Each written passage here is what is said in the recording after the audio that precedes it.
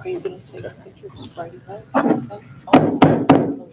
All right, I'd like to call this meeting to order. This is the New Hartford Public Schools Board of Education meeting today, June 1st, 2021 at 7 p.m. We begin our meetings with the pledge. I'll ask everybody to stand. Yeah, I'll give it to you.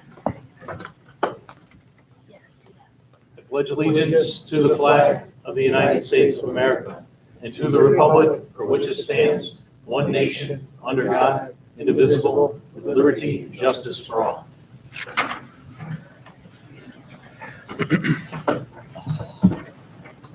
Thank you. Before we get started, this meeting is being recorded and live streamed on YouTube. So for those listening in, moving forward, we plan to continue this so that you can view us and our meetings on YouTube. After the meeting is completed, this is also posted to our New Hartford Public Schools website as well.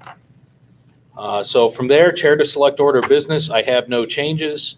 So we will roll into the superintendent's report with Brian. Thank you, Tim. Good evening, everyone. The first part of the agenda, I'm very pleased and proud to introduce Caitlin Trotto, who is, as part of her Eagle Scout project, is proposing to build a Gaga pit for here at Antolini School, which will be very helpful and beneficial to all of our students here at Antolini School. So thank you, Caitlin, for coming. We're very appreciative. Can't wait. At this time, Mrs. Shaw, would you like to say a few words and introduce Caitlin? Thank you. Sure, if you want. That way the live stream can hear you. Right, okay. So, Caitlin, she is a graduate of Antolini. She is currently a junior at Regional, and so she left us in 2006, and she is doing teaching engineers with a proposal to do a Gaga pit as her Eagle project. But she's both she's Scout, traditional Girl Scout, and Scout that are now, yeah. So she's actually doing a project for both Scouts. So go ahead and talk about your project. So I'm planning on building the volleyball pit as I said before. I have used the sense of information. I'm planning on putting it outside in the pool by the playground. Thank you. I'm planning on putting it like near the blacktop and near the playground so it's not in the way for football. Mrs. Shaw and Ms. Marciano walked up there with me and talked about a spot that go. Ms. Marciano is excited to hopefully include this in their gym program as well, so that they have something new to do. And it's fast moving and really fun, and it gets everyone involved. It'll have an ADA door, so that way it's handicap accessible.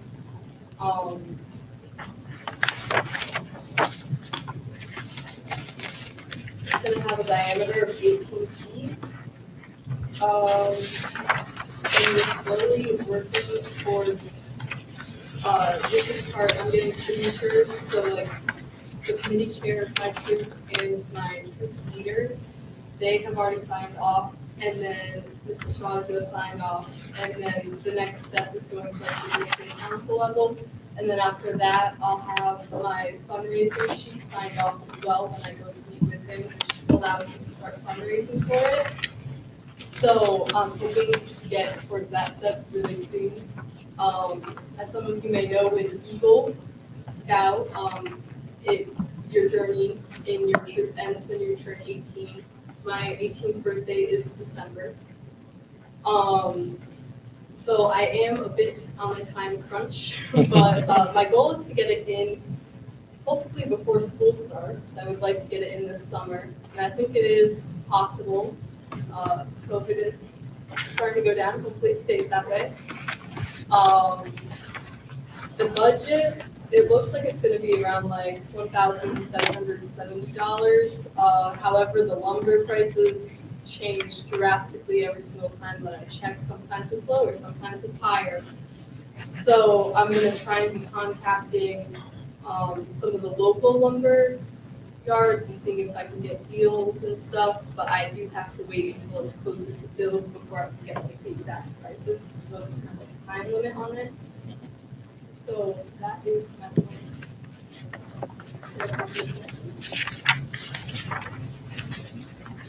Did this have to go in front of the Board of Selectmen or Planning and Zoning Commission in town? So I called planning and zoning and they said that because it's a movable structure, they have no issue with it. They said that it's all good. So it's all clear on that. I don't need any permits.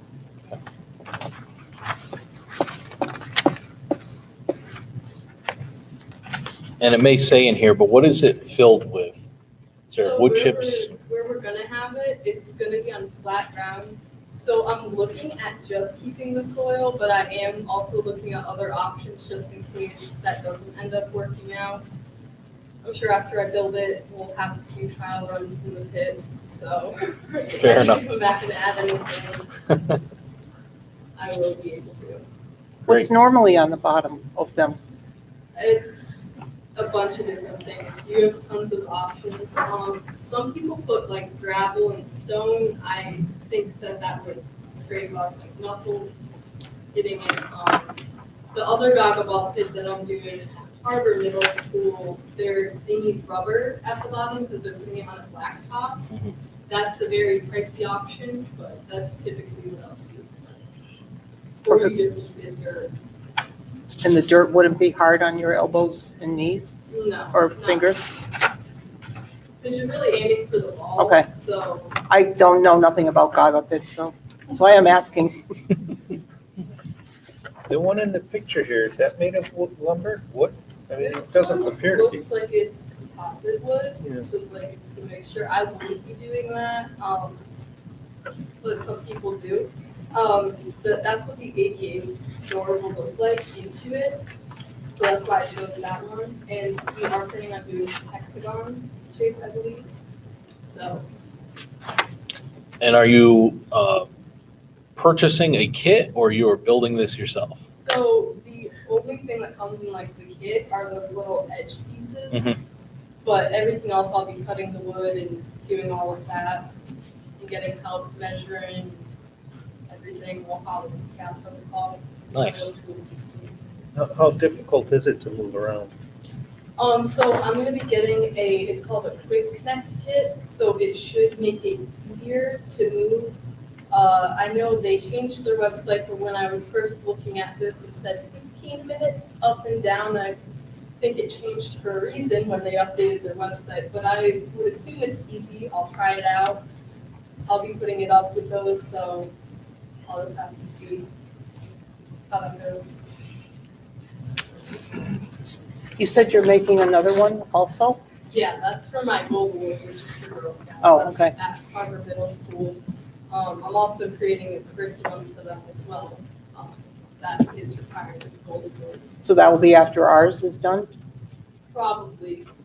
Or does that have to be done before you're 18 also? That one does not need to be done before I'm 18, and on Girl Scout, and it's more difficult to fundraise, and there are a few more extra steps that you can take with that, so it needs a little bit longer to get there. I'm sure you know that when you go to buy lumber, you should tell them it's for a nonprofit thing so that they don't charge you tax. Yeah. I think it's great. I applaud you for doing it. Board have any other questions? Actually, I do have one more. Would you be using pressure-treated wood or just I regular? would most likely be using pressure treated wood. With the Quick Connect kit, you have to use like certain wood and it needs to be different dimensions than what you typically use just because of how the kit is. But I do think I'll be using pressure treated. Great presentation, I appreciate it. Any other questions?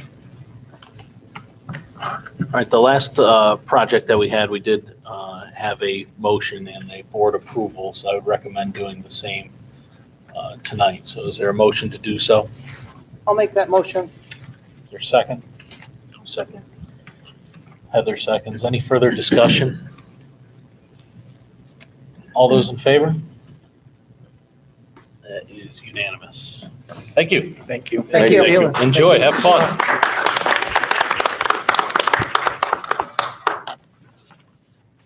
So the second part of the agenda, I'd like to inform the board as far as COVID relief funds that we received from the state of Connecticut and projected funds that we are going to receive in August. So ESSER 2, the New Hartford Public Schools received $59,161 for COVID relief funds. And there's a whole host of array of different things that you could spend money on. So my plan with the $59,161, as I mentioned a few months ago during the budget season, is to hire 2 additional tutors for next year. As you know, we have 2 less tutors than we did this current budget year. So I think they'll be very helpful with kids mitigating gaps in learning over the very difficult past year and a half, and be very helpful for all of our students. In addition, I'm looking to defray some of the summer school costs. Barbara will speak in a few minutes. We're very pleased and excited. We're going to enlarge summer school, double our number of kids we have in summer school, to about 40 kids this summer here. And I'll use some of that money, $5,000, to defray some of the cost of summer school, because it is an added cost. So we're very excited about that. So as far as the $119,000, it's part of a process. I just want to go over the process with the board tonight. So the State Department of Education really put school districts in a bind over these last several weeks. And I understand the state is receiving their mandates from the federal government because this is federal COVID money. In saying that, they've given districts a very, very short window, very truncated window as far as getting all this information, and there's a lot of protocols to it, a lot of requirements to this process. The first one is that school districts need to survey parents and staff about the past year, about mitigation strategies. So I plan to send out a survey tomorrow, a very, very brief survey of 4 questions to all staff and parents, and that will close next Tuesday to provide information to us as a district as far as what went well, what didn't go well, what were disruptive as far as mitigation strategies, and what worked well. So once again, that'll go out tomorrow. Part of this process to access the $119,000, it's part of ARP, American Rescue Plan money.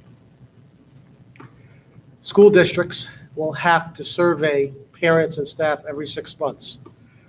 We could tap into this money all the way until 2024. So we'll take a look at these results. We'll talk with the administrative team as far as how we're going to spend that money. Taking a look at it, I recommend as far as staffing, because now we have a hole in the budget if we're bringing 2 tutors back over the next few years. I do want to add another tutor as well with this $119,000. I think it'd be very beneficial, be helpful to students, once again, in their learning gaps. Of course, that would be a piece of the $119,000. As far as the opening plans, the State Department of Education, once again, has put very strict requirements, very short time frame as far as getting all this done. So in addition to the survey questions, I'm proposing to have our opening committee review, as we did last summer, to review the survey questions, also to review the opening plan for August, and provide any input that they may.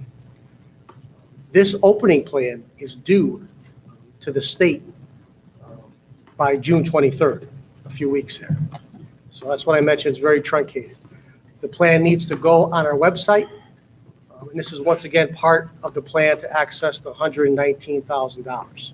The application to access this $119,000 is due in mid-August. So the plan is due June 23rd. The application for the ARP funds is due in mid-August. And I want to be very clear about this, very clear.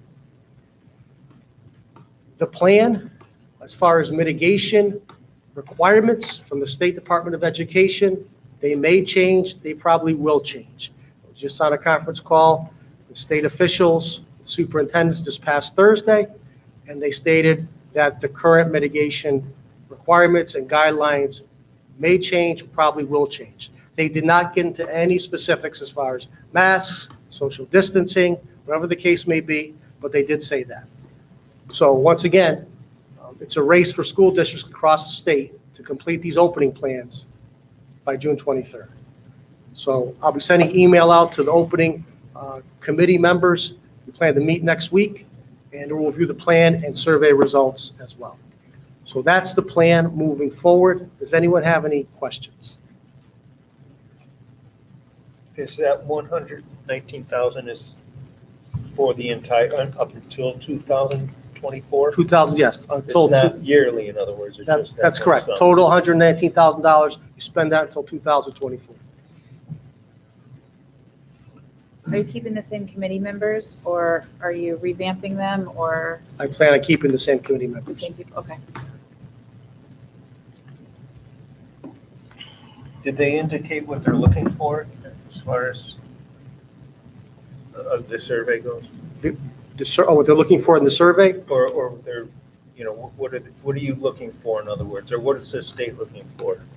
So they're looking for what went well as far as mitigation strategies, what did not go well. What would you like to see moving forward? I mean, they did not give us the questions. So they gave us areas, parameters, what to concentrate on as far as information that you're seeking through the survey.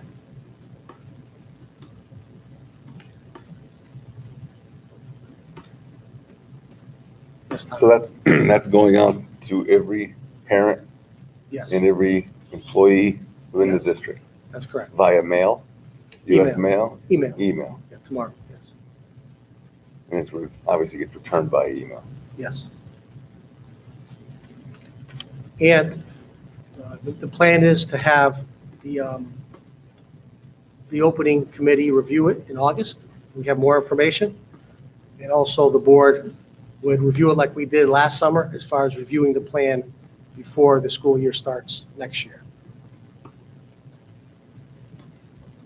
When you say August, you mean early August, I'm hoping, right? Yes.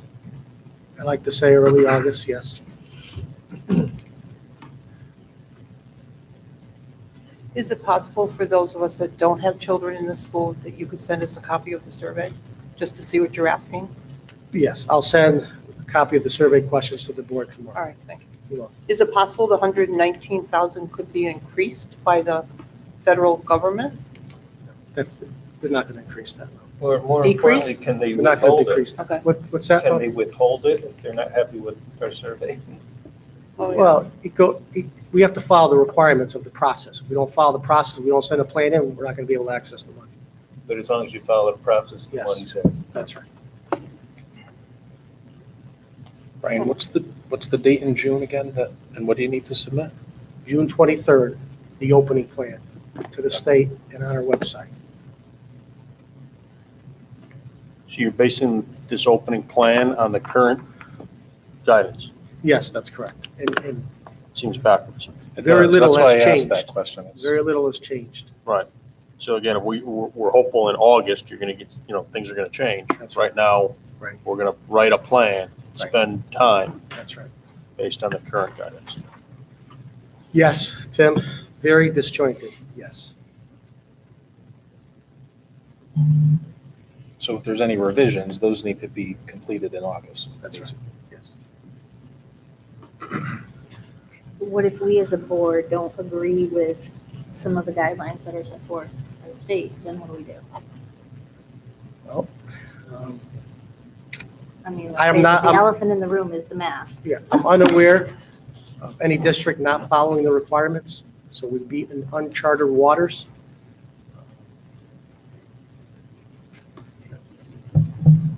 The state would say they're following the science, they're following, try to keep kids and staff safe. So that'd be uncharted waters if we don't follow the requirements of the state. And also, I think we'd be exposed legally if we don't follow the requirements. So, I'll go back to, the ESSER grant, first of all. So that 59,161, would like to add 2 tutors at $24,000 apiece. Is that about right? They've gone up a little bit with the vote on the contract tonight. The Okay. board will, so. Okay. I'm allocating about 27 each. 27 tutors. each. Yes. Okay. That's 54, and then the 5,000 and change for the summer school.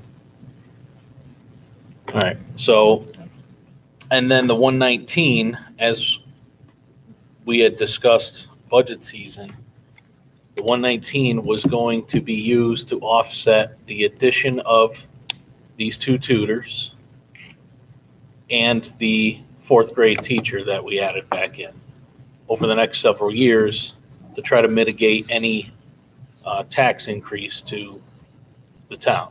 Yes. Correct? Yes. Does the board follow that? So we had discussed this months ago. I know we're going back a little bit, but basically, this money goes directly to us rather than to the town. So basically, we can use it as we deem necessary over the next several years. So it would be an offset for these positions that we're adding back in to mitigate any future tax increase regarding these additional positions. Why do you say the 1st grade teacher? That's in the budget currently, The right? 4th grade teacher. 4th grade, I'm sorry. Correct. But that's in the budget currently. That is in the budget currently, yes. So So we're using the money to offset for the next few years the tutor positions. the tutor positions and technically the teacher, I believe the intention was a 1-year ad, but could be, for future years to follow that class through 5th grade and 6th grade.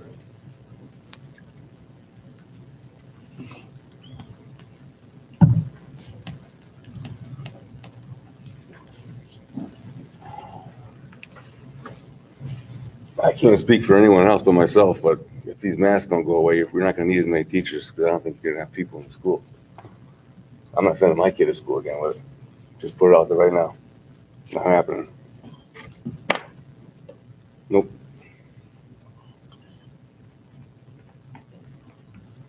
So the game plan is to wait to see what happens with the state as far as their guidelines or recommendations. And then Updated guidelines, yes. updated guidelines. Requirements, yes. And then we would meet again after the opening committee meets Yes, to discuss these guidelines yes. and make decisions on it. Yes. Okay. Do we have a date So- that we would do that Again, by? Sorry, Tim, go ahead. I was gonna say, just because I don't know, right? Well, we use the term guidelines, right? They're different than requirements or mandates, right? That's right. Are we talking about requirements and mandates, or are we talking about guidelines? CDC issues guidelines. Yes. So Does Lamont is it law in Connecticut that mandates masks in schools right now? yes, it is. Yes, that's a law. But that's a good distinction, Tim. There's requirements and guidelines. First, we have, in my recommendation, we need to follow the requirements and guidelines. We could have a discussion, yes. Well, I'm confused. What is there to discuss if it's the law? The guidelines are not the law. Requirements are requirements. Requirements are the law. There's recommendations, there's guidelines, there's requirements. That's been the situation since last March. It's my hope that the state will come out with their recommendations and they will recommend that local board of educations make this decision. Because up until this point, we have not had the ability to make many decisions regarding these mandates. So it is my hope that they'll give us some leverage to make a decision on our own. But I have nothing to base that on. As things continue to loosen up, as hopefully it continues to go away, I am hoping that either it's a non-issue or that we have the leverage to be able to make a decision on our own. But again, I have nothing to base that on. And it sounds like we don't have much more information on it tonight.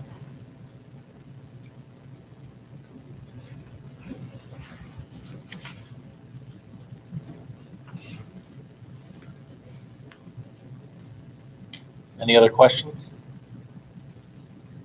The summer school, the children don't pay to go to summer school. We pay for it? That's They correct. don't pay They do not tuition? pay tuition, no. And these are what children? Which children? They're identified students. There's some not identified students. They're high-need students based on their learning needs. So they're the ones that may need help with reading and mathematics, Yes, writing. yes. writing? Okay. But you wouldn't classify them as special ed children? Well, Or are they? a lot of the students are identified as special needs, Okay. yes. Right, thank you. You're welcome. There's no other place to get money to help pay for summer school? That's why they have COVID relief funds, to help you defray the cost of summer school. But before COVID, we had to pay for everything. That's correct. Brian, is that 40, that's double the typical summer Yeah, school? usually about 20 students. In your opinion, is that enough for this year? 40 The students. 40? Our neediest, we are focusing on. So I think, yes, I think that's a good number to work with in the summer. Okay. But with these tutors, as I mentioned, it'll be very helpful to really work with a large number of students.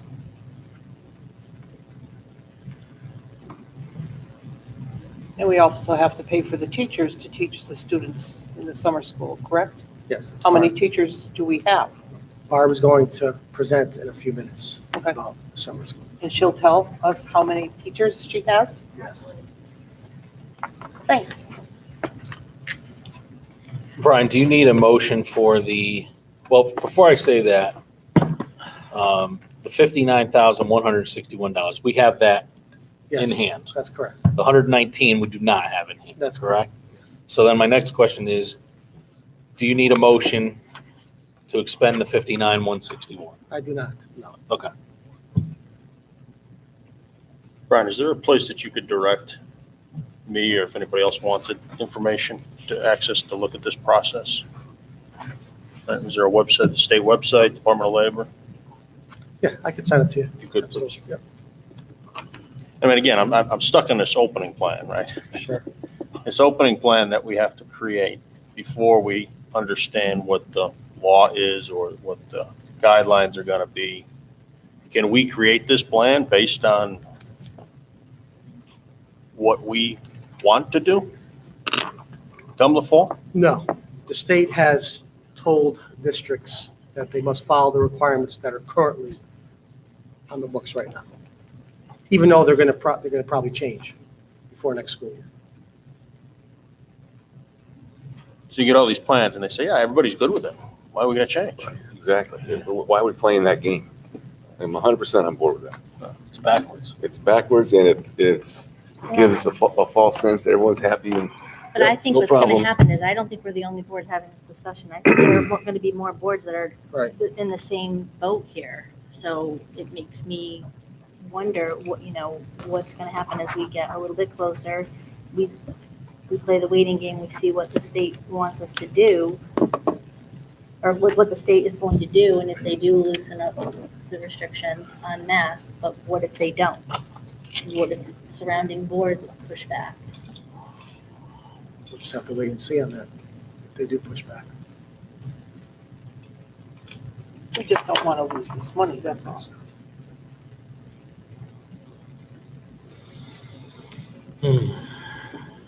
have a I big wonder set. if is it a timing issue that they want us to have a Yes, sort of template in it's place a timing issue.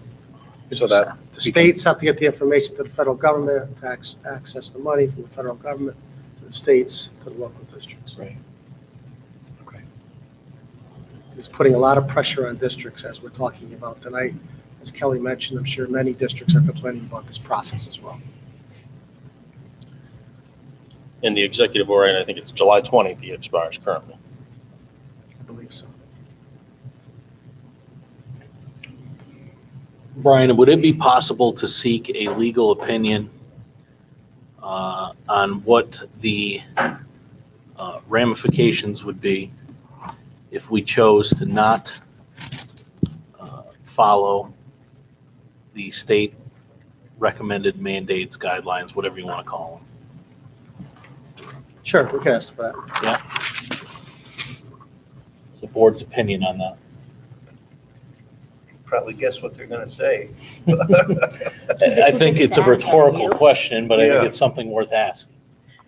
I think it's definitely worth, we spent thousands of dollars on legal counsel over the last 4 years, and I've been on the board, and this is the most important issue that I can think of. This is, again, there's a masked elephant in the corner, you gotta address it. As far as I'm concerned, anyway, I mean, it's my opinion. I don't think it's, well, I'm not alone, because you see it all over, districts, like you said, are going through the same conversations tonight, and no one knows, and to Tim's point, why are we gonna put a plan together that says, yeah, we're fine and dandy with this whole thing, whereas, I'm speaking for Tom Buzzy, I'm not fine with it. And you could pull the board if you want to, but I'm not fine with it. Well, don't you just submit your plan, I mean, as we're doing it now? I mean, that's the plan, it's easy enough to Yep. submit, what we're doing at this time. But we're just saying we're not okay with the plan as it is at this time. Well, they're not asking whether we are okay with it or not, are they? Yeah, it's a survey. Yes, they want you to survey stakeholders.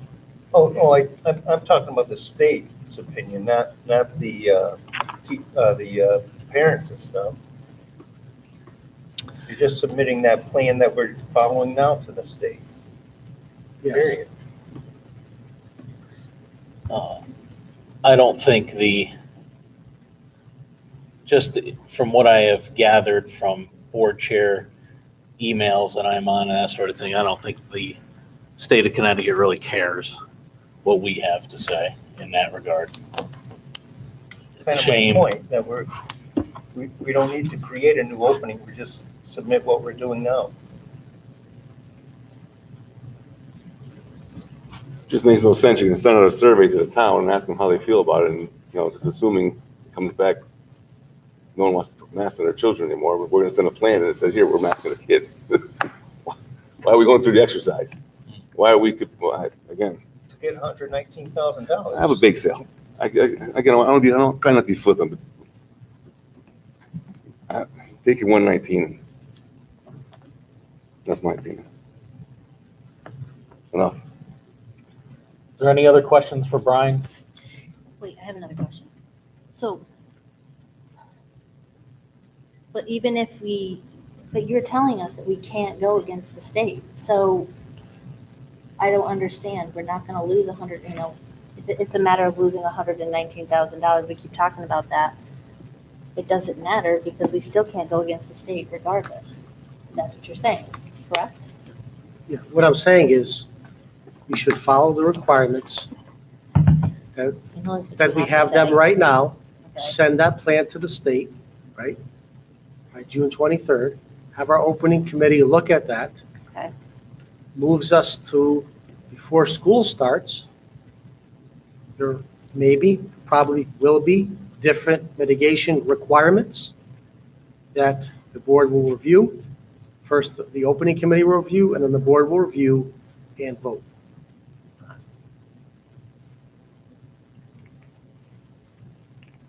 Didn't you have to do something in August too? Didn't you say you had something to submit Yes, in the August? application to access the $119,000 is due to the state, In August, what's the date? mid-August. Mid-August. Any further questions for Brian regarding this? I mean, I would just ask, if we're going to get attorney opinion on this, or at least get their input, is what requirements do we need to follow, right? Right now, it's written in that executive order, right, or whatever it might be, the mandate, the law, whatever it might be, about specifically public transportation, government buildings, schools, right? Everybody else has different requirements, except for a select handful that the governor's decided he's going to put in that mandate. So when you say requirements, are we talking about requirements that are for everybody, for the full population, or do we have to follow the letter of what he wrote in there? Because that expires, right? Right now, there's an expiration date on that. You're creating a plan for after the expiration date. So the school requirements. Yeah. So the requirements, I think we need to follow them. But yes, there's other, as you mentioned, non-school mitigation requirements as well. Well, it's it. If the executive order doesn't get renewed, then again, this is all for nothing. Right? And I'm just saying, again, we're creating a plan we have to put in by June 26th or June 23rd here, based on requirements that are set to expire on July 20th. Mhm. Seems very strange and backwards, right? There's Mhm. something else that's out there. I don't disagree. I think we should, at least ask the question, right? I understand what our liability is anyhow. Is there any other questions while Brian is on the phone with the attorney that we want to run by him? So currently it's just the two. What are the consequences if we don't follow the mandated guidelines? And can you please find out exactly what the guidelines are, correct? Is that the two questions that we're We know what the requirements are. Just what if we don't follow the requirements? So may I just. What are the misunderstood then what repercussions? Tim was asking for the other question today. Right? You had two. Yeah, I mean, I thought that the latest update had, again, the requirements surrounding COVID have changed for the Department of Health, right? Which, again, depending on what you are as an institution, right? But they didn't apply like the distancing, right? 6 foot's not required anymore. If you're fully vaccinated, there's all those requirements out. I'm not aware, and again, clearly you know there are requirements written specifically for schools. Yes. Right? But in the executive order that I read that told me July 20th, again, they said that the requirements apply except for if you're public transportation, government buildings, schools, et cetera.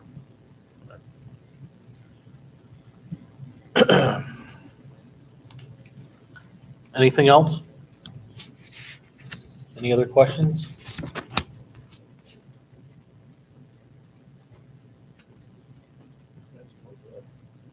Okay. You good with that? Thank you. The third part of the agenda deals with budget transfers. I'm looking for a motion to approve transfers. We had 4 line items that were in deficit. The special education outplacement tuition line item, as I informed the board in the fall.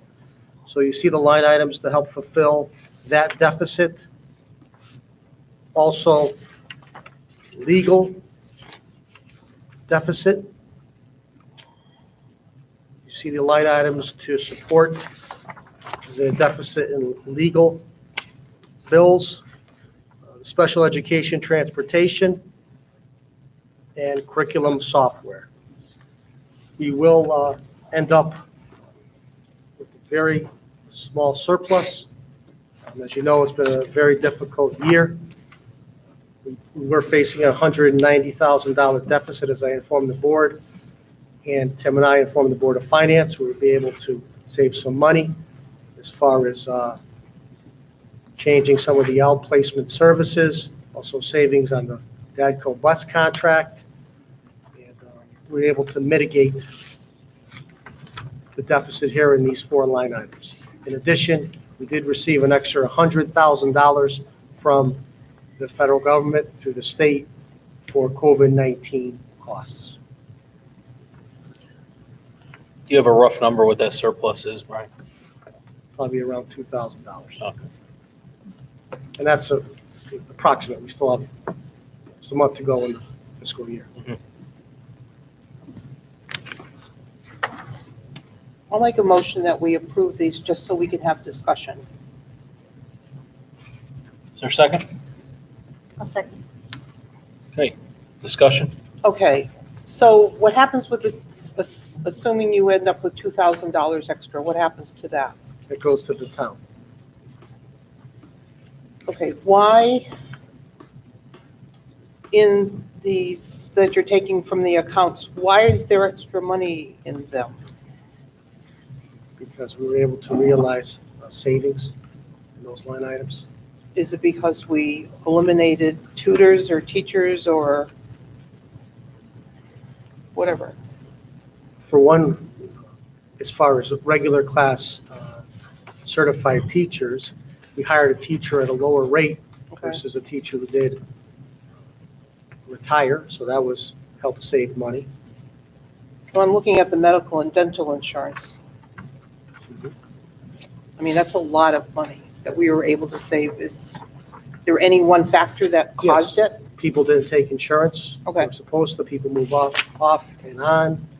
Goes from family to 2 to 1. So you realize those savings. Okay. And what about the town pension fund? Is there any just one? We get that number from the Outstanding. town and we Okay. put that money in the budget. Got it. Okay. Thank you. You're welcome. And what about the $100,000 that we have saved someplace with the Board of Finance? Are we using that this year? Is it still there that we can be using it at a later date? Yes, that's the unexpended fund, that we are not using that. And yes, we could use it at a later date, but the Board of Finance has to approve that allocation. Right, but it's still there for us to use. That's correct. You didn't use it in this coming budget I year. did not use it. Okay. Brian, I don't know if we talked about this, but I don't recall. What was the increase to the legal cost? I didn't go that much. Well, we've had several meetings with parents. If a parent brings a lawyer to the table, we have to have an attorney to represent us, and that does drive up legal costs.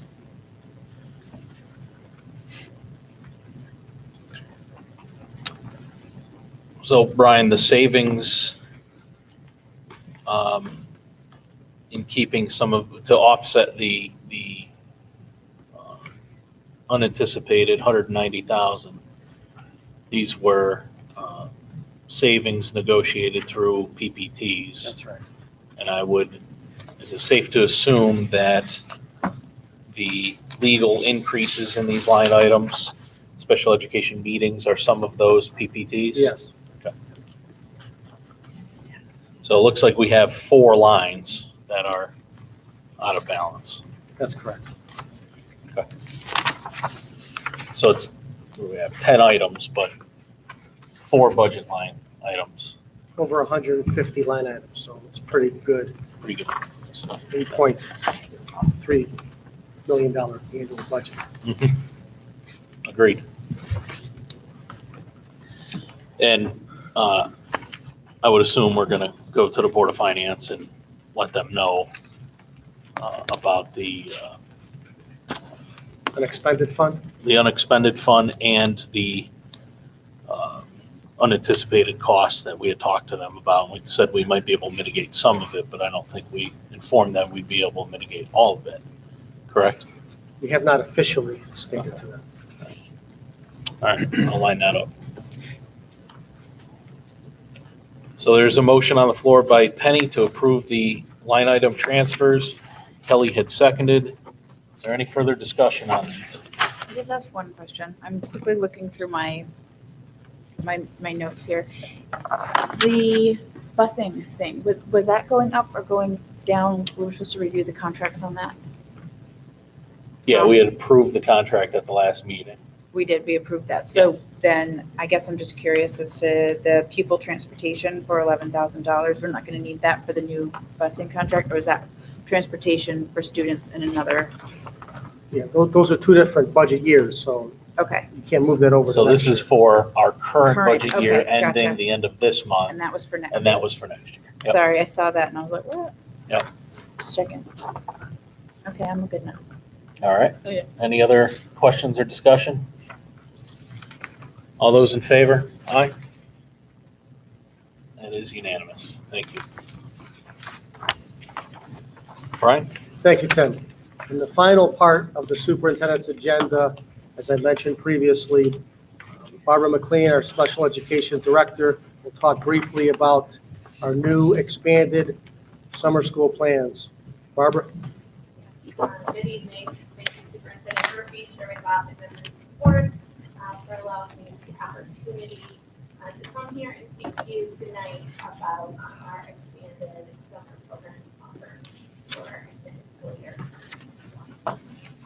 So as we are all well aware, the challenges from the COVID-19 pandemic have had a disproportionate impact on our high-need learners that are discussed a little bit tonight, that those include our students identified with disabilities, our English language learners and students eligible for free readings plus.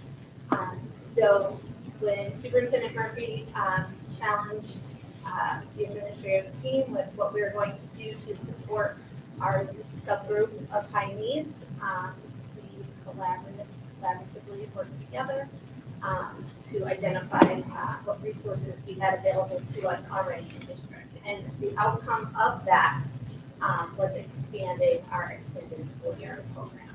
So what that means for this year is we're able to double the amount of students attending the program. As it was mentioned earlier, we typically in a year have about 20 students attend, and this year we're going to have only one recommended at this time. And we've also expanded the length of time that students will be attending that program from an hour and a half to 3 hours daily. The program will run from July 6th to August 5th, and it will be in person at New Hartford Elementary School. So our three sub-programs, just to give you a little context and background, the first is our RISE program, which is basically a continuation of our specialized programming that we have in district for our neurodiverse learners. The purpose behind that program is to provide opportunity for pre-readiness skills for academics, practice with continued use of communication through assistive technology devices, and to build upon daily living skills such as eating and dressing. And that will be run by our lead teacher, Katie Winter, who runs the program during the school year. So it'll be a nice continuation of services. It's very interdisciplinary. It brings in our occupational therapists, our physical therapists, and speech language pathologists. Our second program that we're going to be running is called Functional, and that is a language-based program, and it's to meet the needs of our students who have significant cognitive needs and extensive academic limitation and literacy in math, and it's also balanced with functional daily communication, problem-solving time. So those students might be given jobs around the building, such as sorting or doing the mail. So it'll be a balance between skills they need for as they grow older, when they look for work, and those foundational academic skills that are necessary. And the third program is the one that meets the needs of the majority of our students who are eligible for ESY. It's called Academic Skills. And in the past, that program has only been really tutoring for an hour and a half a day, and this year it's going to be 3 hours daily. It's for students in kindergarten to fifth grade.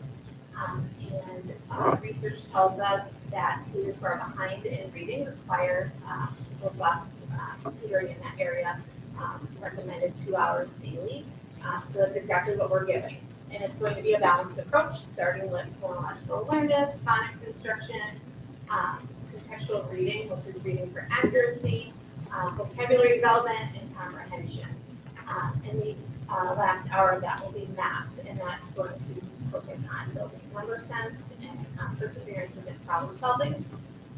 We're very fortunate, our curriculum specialist, Heather Mathis, brought a program to our district called Integrity, which is the phonological awareness program. The teachers running the academic skills will receive training in that prior to the program starting, as well as the paras. So we'll have a nice kind of continuous follow through of the academic programming that we're offering during the school year. And really what's so special about what we're able to do this year is we've got students in this district with significant needs, and we have the talent capacity in our district to meet those needs, which helps to mitigate those high costs of outplacement. So we're addressing needs in-house, and that's really a best practice.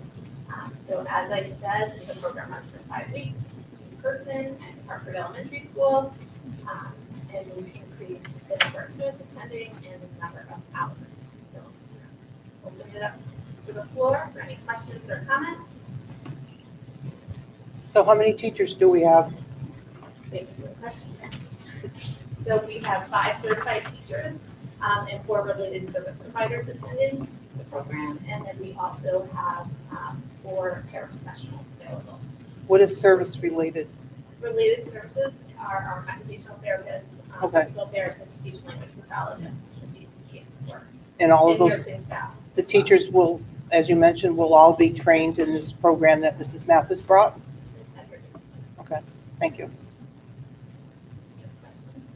Do we have more students than the 41 that are allowed that are needing these services?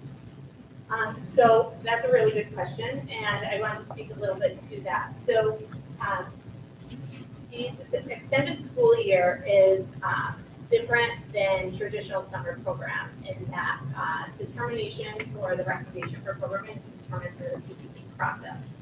So there's certain criteria that we have to meet in order for students to be recommended for programming. And that looks at significant regression.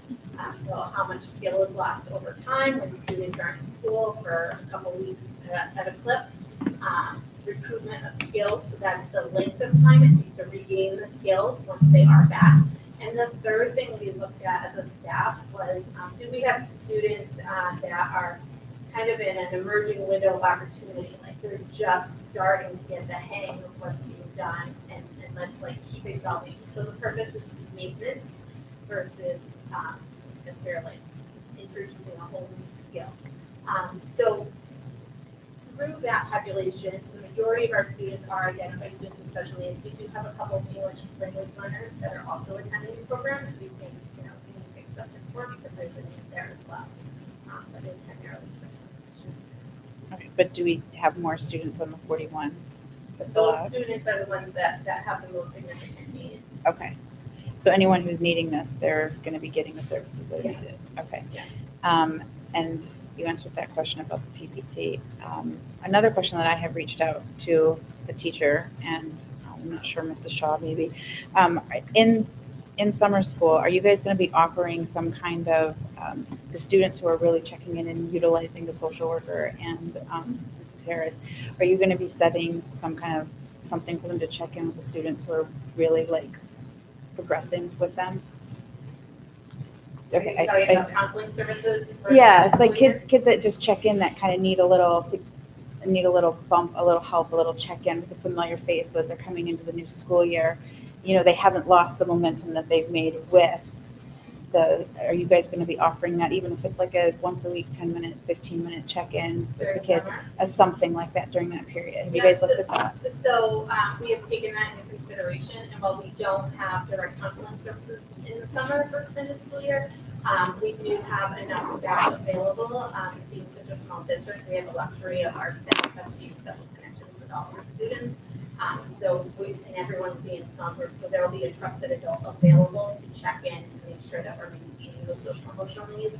And also our speech pathologist, part of what you work on in speech is something called pragmatics, and that's your use of social language. So it's an opportunity to have that kind of check in, just to see how students are progressing and make sure they don't lose any skills. So we feel confident that we can meet that need given the staff that we have available. And do those students have to be part of the PPT, or are they just the ones that are already checking in with these two that you're going to revisit and see if they would benefit from that? There's students that would benefit from it, who have that need. Okay. We know who those students are. Okay, thank you. Barb, the increase in students in this program, strictly because of COVID, or do you plan to continue this growth pattern over the next several years with ESY? So, that's interesting, and I think it's something that we need to monitor and look at over time. Right now, the plan is just, the district acknowledging that there's been a disproportionate impact to this subgroup, and we're, hoping to meet the need with some intensive tutoring to mitigate any future issues down the road. But it is something that we'll continue to look at if it's, future years, if there's a need for it. We're very creative in how we leverage our resources, so we'll figure it out. But right now, it's a 1-year plan that this intense service. So is it safe to say you've seen some regression because of COVID on these students? Amongst our high needs.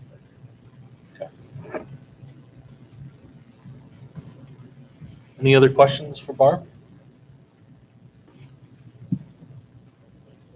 Thanks, Barb. Thanks, Barb. Thanks, Barb. Thank you, Tim. Okay, from there, we will move into public comment / communication to the board. Before we get to public comment, I did receive and forward to the board 2 communications received via email The entire board did receive it. One was from Ms. Paradise, the other was from Ms. Tyndall. I did forward those on to you.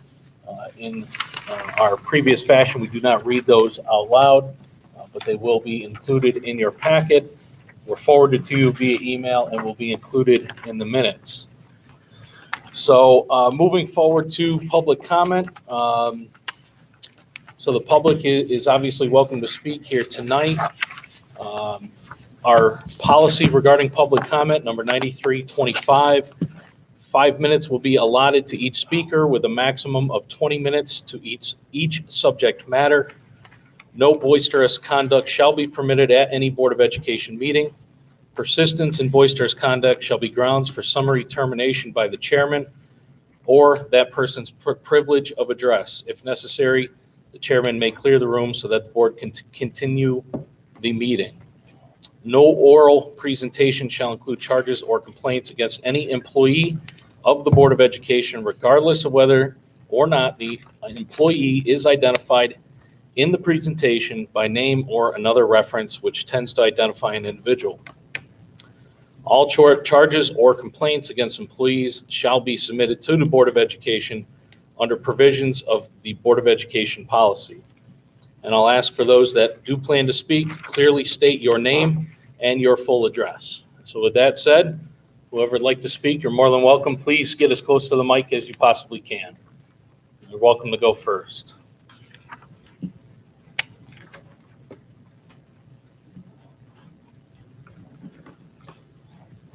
Hello?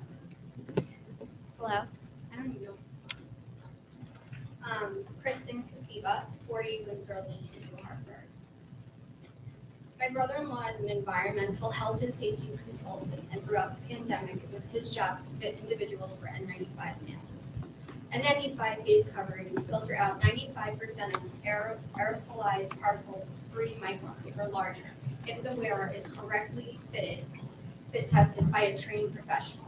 Surgical face coverings do not seal around the face, and it is possible to fit test the wearer. They do not protect the wearer and have no protection factor because it's not measurable. They purely just protect the environment surrounding the wearer. Surgical face coverings may allow viral penetration up to approximately 80% more than N95 masks. Therefore, if someone is not sick or does not show symptoms, they should not be wearing a mask, especially when they are kids that have extremely low transmission rates. The harmful social and mental effects that these masks are causing is creating a much larger problem than the virus itself. My son is 7 years old, and he is at Bakerville and has stated to me numerous times that he hates his life, he hates going to school, and he wishes this was a bad dream that he could wake up from. I put him on the bus every morning and see these kids with their face coverings, and it absolutely breaks my heart. He comes out of school and his face mask is completely soaked. There's snot in it, drool, and it's filthy. I provide him with 12 masks that's in his backpack, and every day it is completely soaked. He has rashes behind his ears. It's absolutely disgusting, and it's heartbreaking that these kids are dealing with this day in, day out. Thank you. Thank you. Go ahead, sir.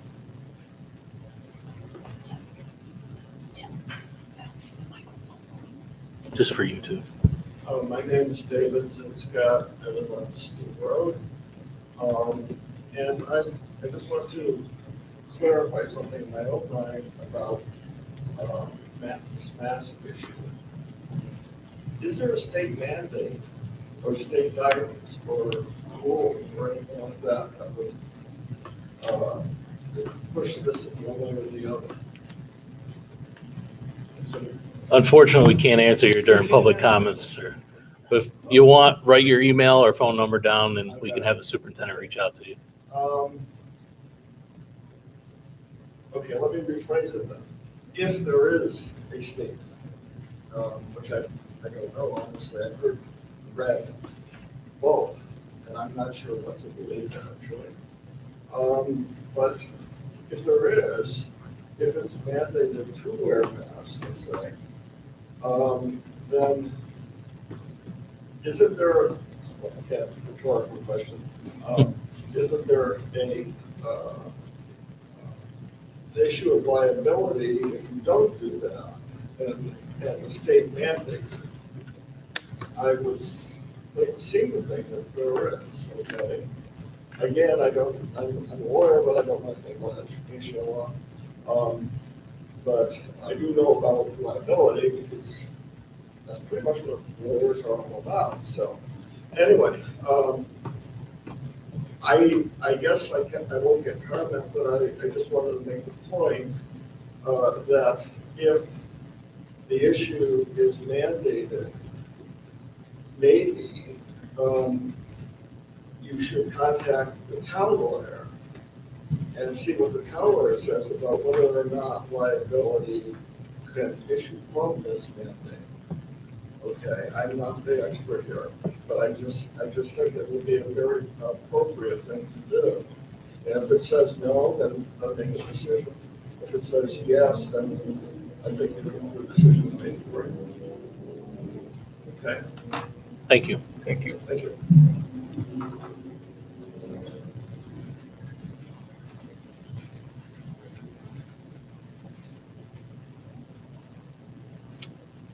Sue London, 428 Town Mill Road.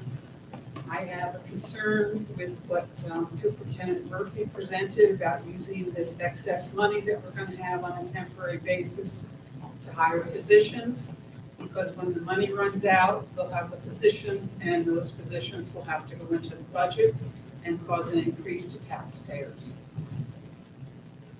Several years ago, the superintendent recommended that we do an all-day preschool in an effort to have parents stay in the New Hartford public school system for their child's K-6 education. He recommended this because at the time we only had a half-day programming and we were losing students to the correct full-day pre-K, and then parents kept their child at prep. The school system was losing students. I would like to know if this had the intended effect on our student population. I don't doubt that the pre-K program is a good one, but we also have several area daycare centers upset because of our cost was negligible, and we as taxpayers are funding the majority of that program because the funds to attend that preschool program for the typical child is negligible. The board has a community relations and public subcommittee, policy subcommittee. For this entire year, there's been no agenda item or discussion of community relations. The board wonders why there isn't more involvement or attendance by members of the community. Perhaps the community charged with addressing community relations could explore that. And lastly, for the past few years, the agenda of the Board of Education has been very static, only addressing present items. There has been no forward-thinking items. What the board is doing is like treading water.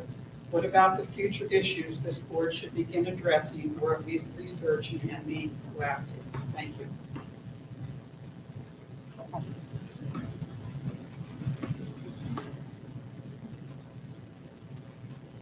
Rebecca Welsh, 45 Millette Lane.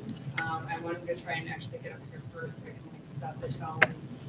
But everyone is being very respectful. I wanted to start by apologizing to all of you. I know that you guys have my email, and I apologize to you individually in that, but I think it's important to do it publicly because that letter was shared publicly, and it created a huge divide in the community.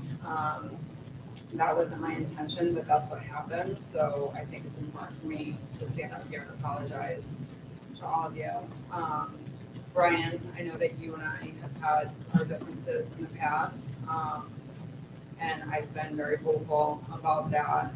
And some things have come to light over the past couple of days, and I can't tell you how surprised I am with the way that you've handled things throughout this. I had no idea.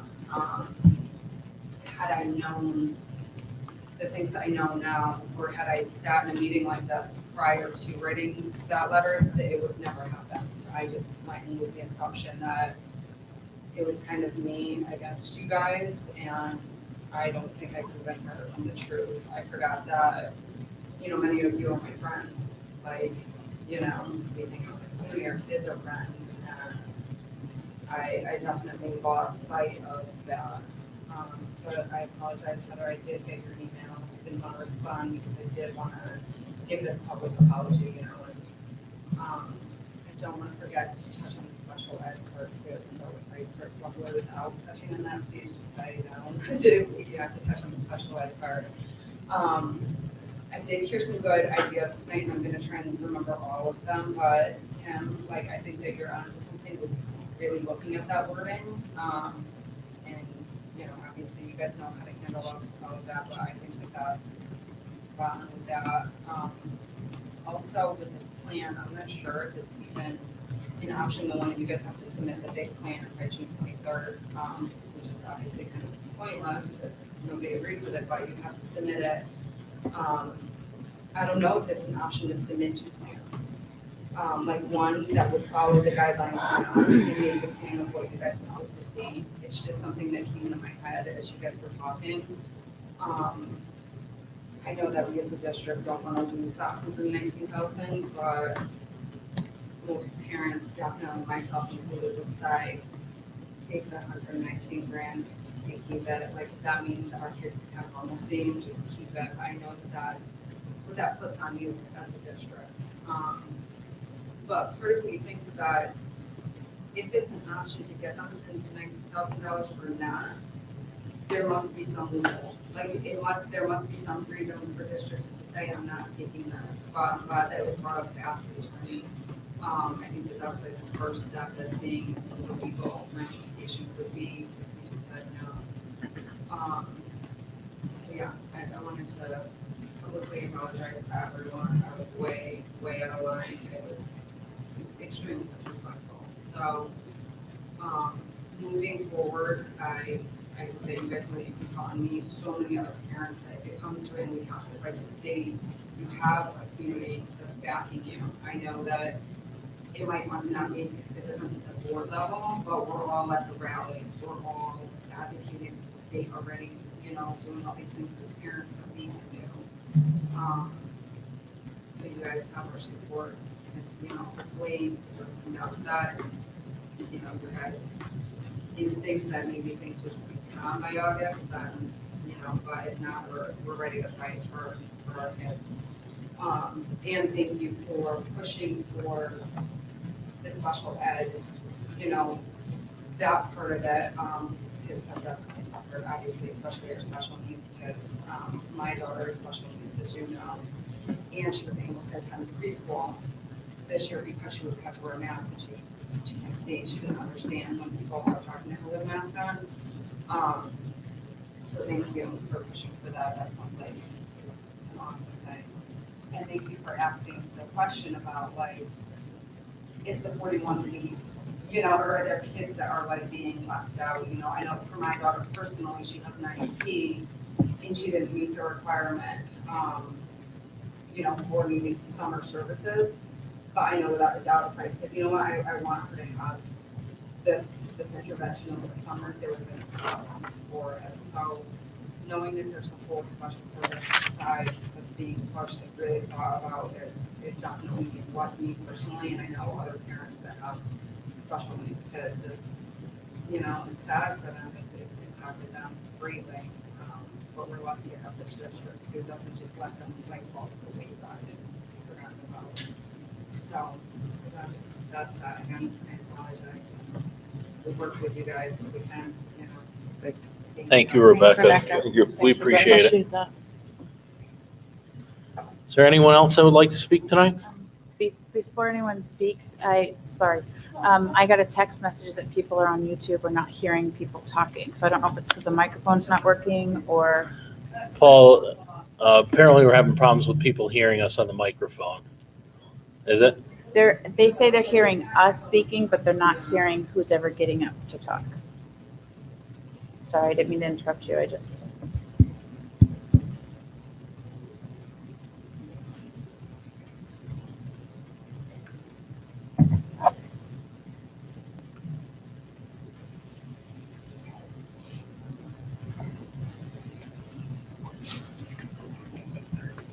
Yeah. Paul, do you want to take one of these? And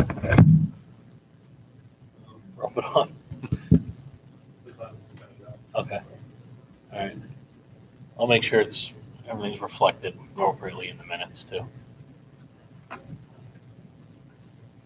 you could yell so No, that's- people can You pick know up what? on this. I just got another text from another viewer that's saying that they're hearing things, so Oh, okay. Can you hear go me? for it. We can hear you. Loud voice. Yeah, we can hear you. My name's Deirdre Tyndall. I live at 1258 Litchfield Turnpike here in New Hartford. I have a son who will be going into middle school next year. I guess I didn't realize the majority of you how you felt about the masks. I sent a letter. I had some data in there for you. I have another letter that's got 543 pages of scientific data by prominent physicians, by prominent scientists who say that masks are completely useless and are doing more harm to our children than what we think we're doing by sitting into school with these masks on. So those of you who know me know that I'm vehemently opposed to what's happening to our children. I wouldn't trust the government to pass my fingers. I would say absolutely no to any money, taking any money from the government, $119,000. I'll help fundraise $200,000 for you. I'd rather do it locally with parent support and raise the money if we need this money for these tutors or whatever it is that we need. But I would absolutely not sell your soul to them to get this $119,000 because with it is going to be requirements like vaccines and forcing our kids to wear masks. So if you're saying you need $119,000 to support the tutors that you need, I'm happy to help fundraise. I'm a really good fundraiser. I know how to find money. I'm happy to volunteer to do that so that my child doesn't have to go to school next year with a mask on. If he has to go to school with a mask on, if he has to be forced to take an injection that is not even been tested in any capacity, then yeah, there's going to be a lot of parents, including myself, that will take my child out of school, which will not force him to take something, and it will not force him to wear another mask again. It's disgusting. He comes home. It's just. I mean, you all have children. You know what's happening. So I'm very against it. I'm happy to provide support to help fundraise if that's the money that we need and get a little bit more involved. I'm relatively new to the area, but I can guarantee you that I will be getting more involved at the level that you guys need support for this. So again, $119,000 doesn't seem like a lot of money to fundraise for. We have a lot of supportive parents. She knows how to get people. I know how to get people, but I wouldn't take the money. It's just my opinion. Thank you. Thank you. Thank you. Thank you.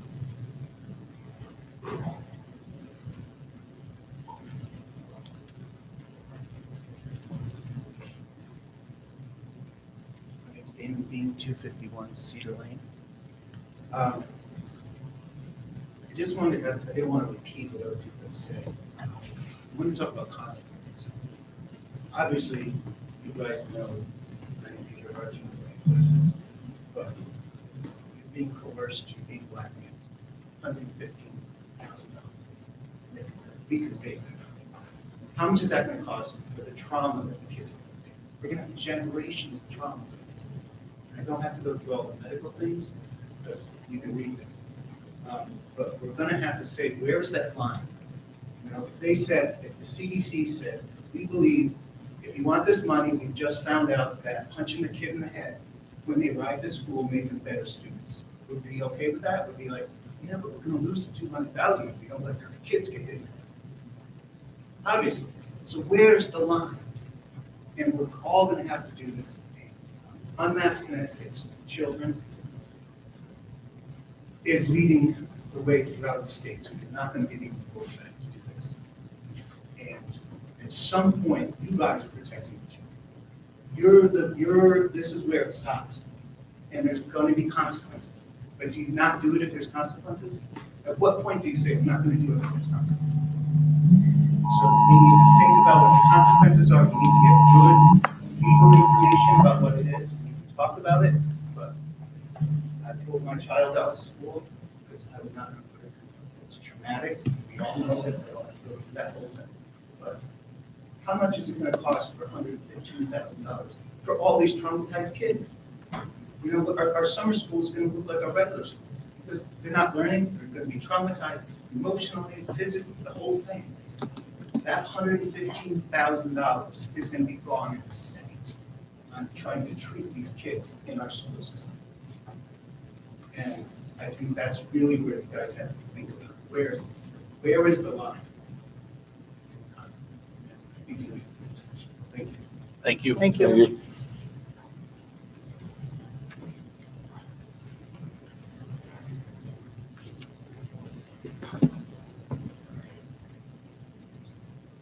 Hi, my name is Maeve. I live at 251 Cedar Lane, and I want to go to school. I want to go to a school where I can read. I want to go to a school where I spend more time learning to read. No, that's what I'm asking. I want to go to a school where I don't stay 6 feet away from my friends. And right now, that is not New Hartford public schools.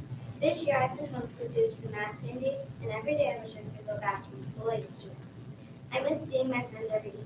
I miss recess. But most of all, I miss having a real teacher that I can interact with, and that's not a computer. But whenever I miss these things, I remind myself, right now, my friends going to school miss these things too. Yeah, they see their friends every day, but they can't high-five them, and they can't even see them smile. And yeah, they have recess, but they can't see their friends from different classes. What if me and my best friend were in different classes? We wouldn't be able to see each other during school.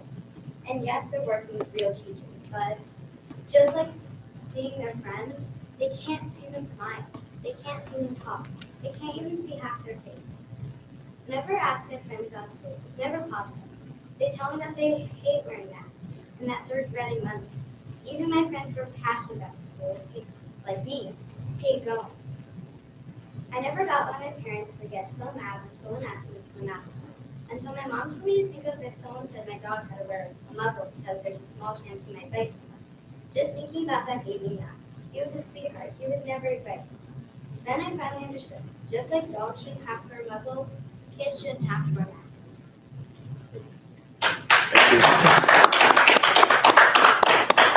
Nice job, Nate. Is there anyone else that would like to speak? Going once, going twice? Okay. Thank you, everybody, for joining us tonight. All right, with that, we'll move on to the consent agenda. I'd like to pull the minutes. So we will pull the minutes from May 18th. Penny? You ready? Yes, Me? ma'am. Okay. Go ahead. All right, I'd like to make a motion to amend the minutes to include at the end, and I guess it's my fault that it didn't get included, as to when the meeting ended. It is your fault, Penny. I know it is. I'm sorry. No one reminded me. I guess I should have known. So what time did the meeting end, I Penny? think it was 8:31. I had 8:32, so That's close not too enough. shabby. Is that the meeting ending, that executive session? Correct, no, the The meeting ended. We came, okay, so I will send you what you need to put into the minutes. So I'd like to make a motion to amend the minutes to include that the meeting ended at 8:31 PM. Is there a second? A second. Mary? So I have a couple of things I'd like to add to that. So you ready? Wait, a minute. Okay, so you have to say a motion is made to amend the minutes to include. Yep, motion is made to amend the minutes to include our adjournment at 8:31. It also did not list when we entered executive session and invited Superintendent Murphy to join. Well, I shouldn't say it didn't say that. We'll just have to put in there was a motion to enter executive session at 7:50 and invite Superintendent Murphy to join us. And that was to discuss the superintendent's evaluation. Let me know when you're done with that. And then we came out of executive session at 8:30 and adjourned at 8:31. Correct. Yeah. So you can put in there, are you done with the first part? Yeah, Okay. when end at 7:50, came out at 8:30, adjourned So to then we, 8:31. we exited executive session at 8:30 and there was a motion to adjourn at 8:31. By me and Heather. Correct. And that was unanimous. Gee, it's empty. All right, you ready for the rest of it? Yeah. So, unless Kelly opposed this, Ryan Longhe, not Ryan Odell. Oh, Ryan had a field day with that. Yeah. Is it on the- It's Longview. I get it, it's not a big deal. I Okay. really, it's not a Long big and deal. HI. I can't even believe you brought I'm that up. sorry, I wasn't Kelly. even gonna bring that up. So you have that. And then on the bus contract bid proposal, there was a motion by Buzzy to allow Superintendent Murphy to enter 4-year contract. Penny and I opposed that vote rather than abstain from that vote. See if you can correct that. We did not, you have it as abstained, we were opposed. Have a good night. And I noticed in flipping back through, that's all the changes I had. And I noticed in flipping back through the minutes from April 20th, you had updated the corrections on the minutes from our last meeting, but they are not updated on the April 20th minutes. And those are the legally binding minutes that need to be updated. So if you could take your corrections that you have from these minutes, okay, I think it's from these minutes. No, I'm sorry. From last meeting's minutes and apply them to the April 20th. Okay. You had redlined a couple of things, Yes, including yes. Mary being absent. Yeah. So we have to change those on the April 20th And minutes resubmit them. and back resubmit those, to the correct, Superintendent's office? to superintendent's office and consequently town clerk. Town clerk. Okay. We have to go to the town clerk. So, Hey, Penny, what happened to that cool handy dandy device you used when you were the interim secretary? It like recorded everything and then you could go back in. It's on my phone. It's on your phone. Do you record the meetings? I use these recordings. You do? Either Linda sent me a link when it was Zoom, or then last week I watched the video back. Okay. In my own defense, it's very difficult to hear everybody on the. All right, Okay. so No, you're doing a Let good me- job. You are. You're Yeah, good. we're not criticizing. Don't sweat. You're God, good. that's what I'm saying. I was We all gonna left crack, at the right time, joke, get but them I didn't know if you could handle it. No, it was good. Okay, good. We're not being I- critical, we just, But like, sometimes it's very difficult to hear listening back. I'm like Sure. plugging it up. I'm like, And in your defense, a lot of people think my kid's name's a last name. well, just pick a name, Kelly. Say you like it. I know. I'm so we're not being critical, I know you just guys have every right. they're to be- legally Yeah, I binding and know, we I have to get make it. sure they're 100%. Thank So, you. Let me send you the link to the app that I use when I record the minutes for the Board of Right. Finance, because you can hear everything. Thank you. So with that said, is there any other changes to the minutes from last meeting? Okay, hearing none. There is a motion on the floor to approve the minutes As amended. as amended. Penny motioned. Mary had seconded. Any further discussion? All those in favor? That's unanimous. Tony, do you want to abstain from those minutes because you were not here? Sure. Okay, Tony will abstain from that. Sorry, I'm throwing a lot at you. Don't be sorry. You're doing And good. is there a motion to approve the consent agenda as amended? Sure. Is there a second? I'll second. Mary seconds. Discussion on that? All those in favor? Aye. Opposed? You can vote for that, Tony. All right, that was unanimous, Laura. Okay, thank you for the housekeeping portion of it.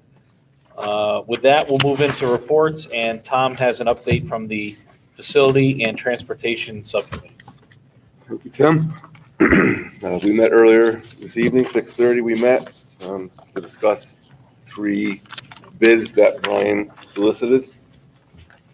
One was the installation and replacement of the steam boiler down at New Hartford Elementary, miscellaneous painting at the 2 schools onto Bakerville and New Hartford, and one for sidewalk repair at Bakerville. Boiler, we received 3 bids ranging from $42,000 to a high of $87,500. Urban Engineering, who we have been working with in the past, came in at $42,000, the low bid. So we recommended going with that contractor. Miscellaneous painting came in, a Scholar Painting. Just for point of clarification, the $42,000 was what we carried in our capital budget over at the boiler. So it was right on target. Miscellaneous painting, the low came in at 16,320, high at 18,860. We had carried $20,000 for painting, so we picked up $3,700 there. So we recommend going with Scholar Painting. Sidewalk repair, we had one bid only, M.E. Carroll and Sons, came in at $25,849. We had carried $25,000 in our capital budget, so we're $849,000 over on that one, but we only had the one bid. And we decided to accept that single bid on that item. Any questions? Any questions on those bid proposals? So I'll need a motion. I would like a motion to allow Superintendent Murphy to enter into an agreement with Urban Engineering for the installation and replacement of the steam boiler at New Hartford Elementary School in the amount of $42,000. Is there a second on that motion? Second. Any discussion on that? All those in favor? That's unanimous Tom, is this paper being filed anyplace? With the minutes? with our minutes, right? I would correct the word construction. It's spelled wrong. And We'll then, do a little- if that's the case, repair. We'll do a little spell check cleanup Okay, on fine. that, right, Brian? Yes.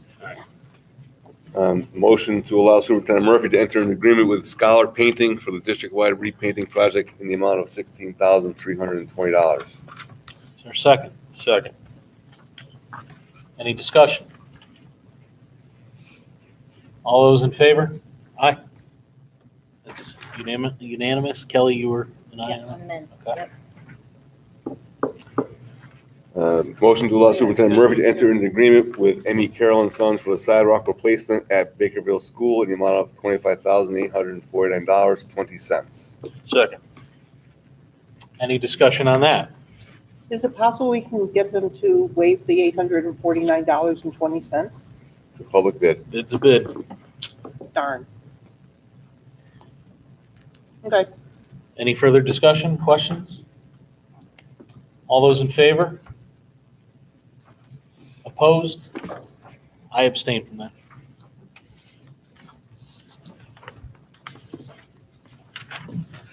And I have nothing else. Thank you. Okay, from here we move into School Community Relations and Policy Subcommittee with Kelly. This was the one we had tabled. The bullying prevention intervention. So basically, I'm just gonna let you guys read through it. There's a lot of the language that Cape took out of bullying. This first page was the page that we went back and forth on a lot, but ultimately Brian consulted with the lawyer, and it was suggested that we leave the language that Cape, the way Cape wrote it. So that's what we did. I said I'll let you guys read all through it because there's quite a few pages where they took some things out. So if you actually go through, the first page was the page that we had the biggest discussion on. And again, nothing really came of it. So we took the lawyer's suggestion. Anybody have? I have a question on, I don't know what page it is. I get this G. G. Yep. So he said responding to verified acts of bullying. So it's following investigation, so on and such like,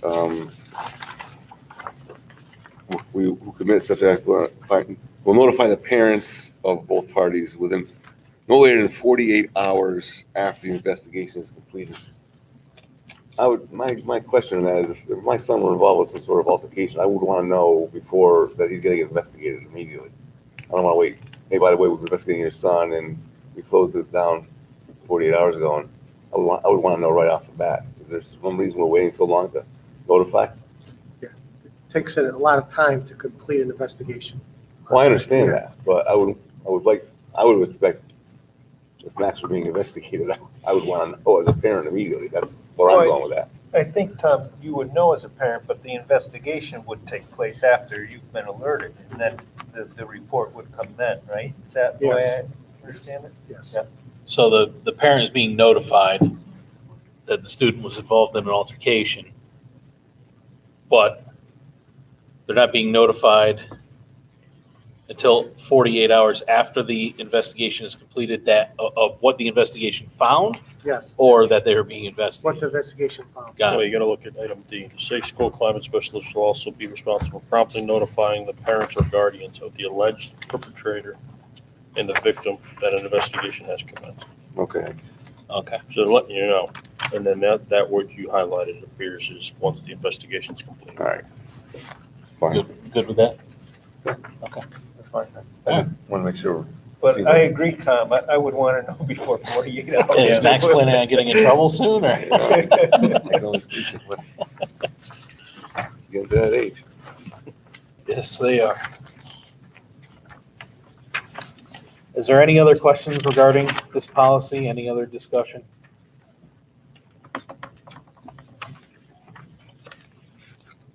So you just reverted, Kelly, you just reverted back to what Kate. Basically, yeah, the only No other thing, changes. the only page we just took something out was on E, R5131.911E, where it says, or principal's designee. Took that out. And then everything else is just what Kate wanted. So I also had a question on page H. Responding to verified acts of bullying continued, item D. The written intervention plan may include counseling, discipline, and other appropriate remedial actions as determined by the school, the safe school climate specialist or designee. So there's no parental input on that at all? As far as the consequence, No, the written intervention plan, the plan for intervening with this child who has gotten a fight or whatever, or bullying or whatever, there's no parental input on that? principal will complete the plan for the student.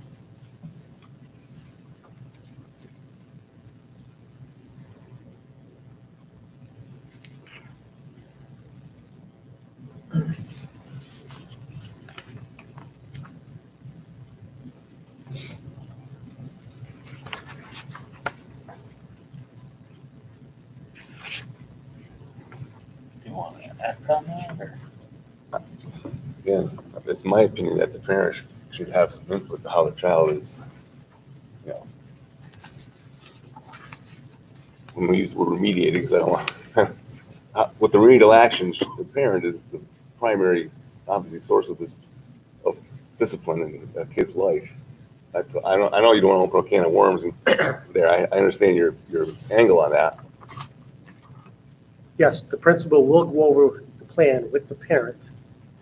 Just let them know, and of course, the parent has any questions or concerns. At that time, they can convey that to the principal. I'm not trying to split hairs, Brian, just, Understand? Tom, are you asking for let's just say Max got in trouble for XYZ.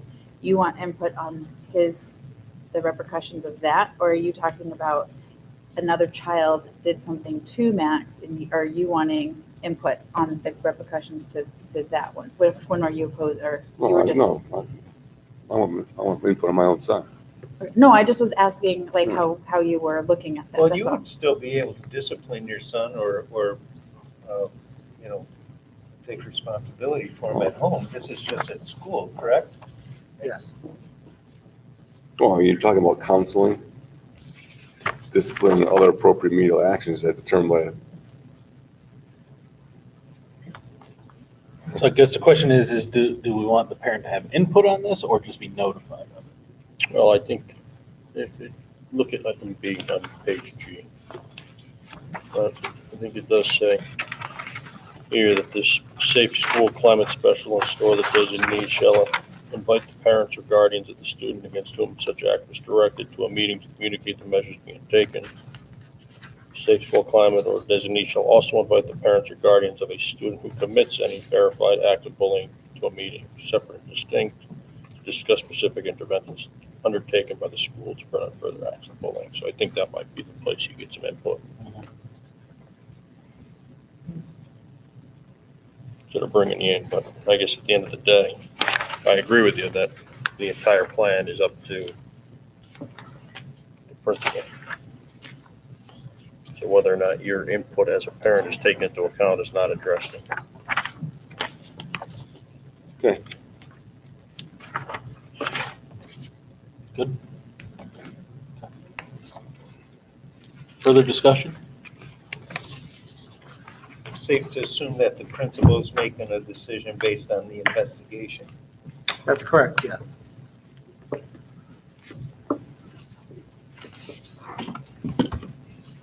Any other questions or discussion? Is there a motion to approve this policy? This is our second read, correct? Making sure. Yeah, I'm tired of looking at it. Is there a motion to approve? Sure, a motion to approve. Is there a second? Second. Tom seconds. Further discussion? All those in favor? Aye. Opposed? Heather, opposed? Abstained? Okay, that is approved. Thank you. All right, from there, we roll into the superintendent's contract. I would like to motion that we enter executive session at 8:36 to discuss the superintendent's contract and invite Superintendent Murphy to join us. Is there a second on that? Second. Carl seconds. All those in favor? That's unanimous. All right, we'll enter executive session. Thank you. Yeah, I'm going to use the We restroom. need a break.